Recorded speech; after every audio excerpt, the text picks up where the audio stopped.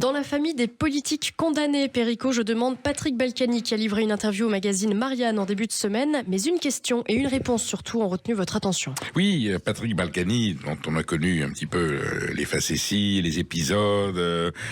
Il avait son bracelet, mais comme il allait chercher le pain et le courrier, ça faisait sonner le bracelet à la gendarmerie, donc il a été réincarcéré. Patrick Balkany, qui est un copain de Nicolas Sarkozy, et donc le magazine Marianne, où j'ai œuvré si longtemps, lui pose la question: vous avez été détenu à Fleury-Mérogis et à la Santé.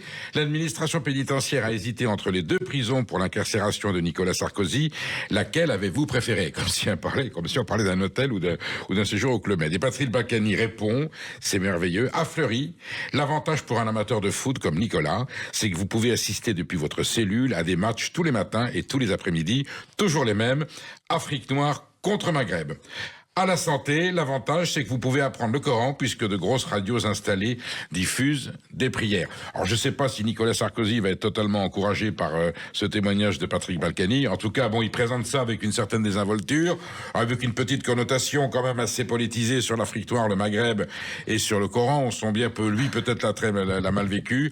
Et puis, bon, après tout, ils pourront peut-être se parler et on demandera ensuite à Nicolas Sarkozy comment il a vécu son séjour à la Santé. Est-ce qu'ils resteront le même temps que l'un que l'autre? C'est vrai que c'était étonnant de voir Balkany rentrer en prison et pourtant il y est allé.